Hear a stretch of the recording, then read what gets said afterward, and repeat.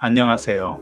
여러분, 혹시 나이가 들어가면서 다른 사람들과의 대화가 예전 같지 않다고 느끼시거나 어떻게 하면 좀 더 품격 있는 어른으로 살 수 있을지 고민해 보신 적이 있으신가요?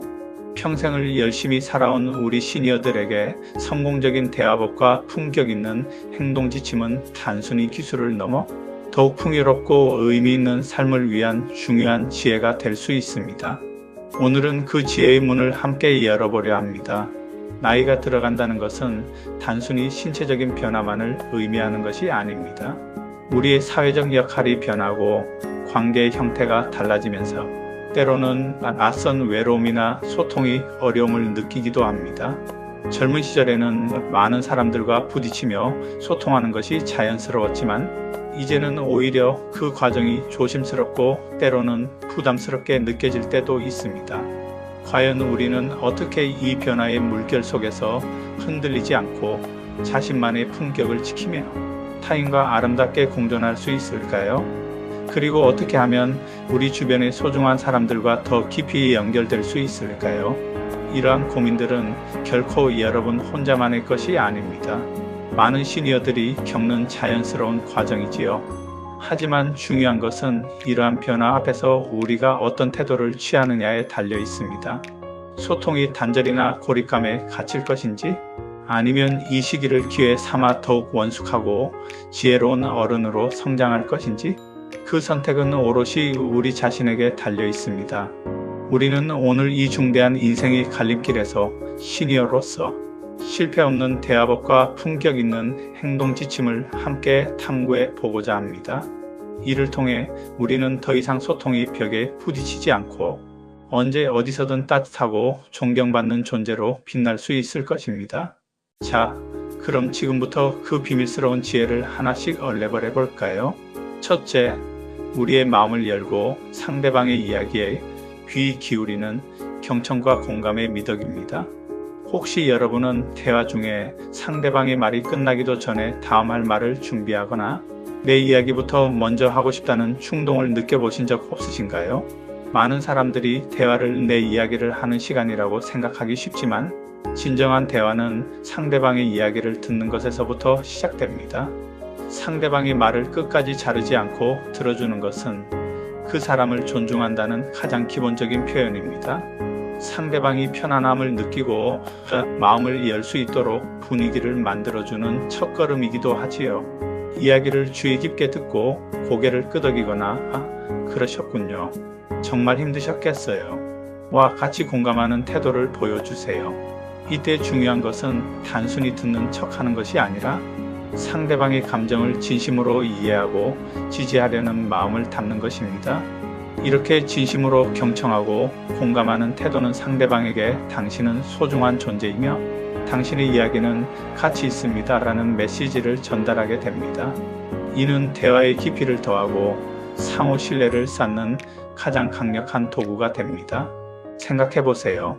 누군가 내 이야기를 진심으로 들어주고 공감해 줄 때 우리는 얼마나 큰 위안과 유대감을 느끼게 되나요? 우리 시니어들이 먼저 이러한 경청과 공감의 모범을 보인다면 세대와 관계없이 모두에게 존경받는 어른이 될 수 있을 것입니다. 둘째, 명확하고 간결한 표현으로 지혜를 전달하는 기술입니다. 혹시 말을 하다 보면 이야기가 길어지고 핵심에서 벗어나 삼천포로 빠지는 경험을 해보신 적은 없으신가요? 시니어의 대화법에서는 명확하고 간결하게 자신의 생각을 전달하는 것이 매우 중요합니다. 너무 빠르게 말하거나 젊은 세대에게 설명하듯이 노인 취급하는 듯한 말투는 피해야 합니다. 오히려 천천히 또박또박 말하며 상대방의 내용을 충분히 이해할 시간을 주는 것이 좋습니다. 정확하고 간결한 문구를 사용해서 말하려는 주제를 명확하게 전달해 주세요. 어렵거나 생소한 전문 용어보다는 쉬운 단어를 사용하고 필요하다면 친절하게 설명을 덧붙이는 여유도 필요합니다. 예를 들어 그때는 참 격동의 시기였지. IMF 외환 위기 때는 말이야라고 하는 대신 어려운 경제 상황이었던 IMF 시절에는 많은 사람들이 힘들어했어. 너희도 아마 뉴스에서 들어봤을 거야.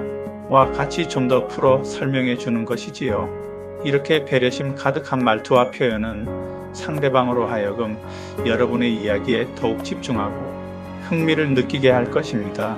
지혜는 장황함 속에 숨겨져 있는 것이 아니라 명료함 속에서 더욱 빛나는 법이니까요. 이러한 명확하고 간결한 소통은 오해를 줄이고 대화의 효율성을 높이는 데에도 크게 기여합니다. 특히 젊은 세대와의 대화에서는 더욱 빛을 발할 수 있는데, 짧고 명확한 메시지를 선호하는 그들의 소통 방식에 맞추어 이야기한다면 서로의 이해 폭을 넓히고 공감대를 형성하는 데 큰 도움이 될 것입니다.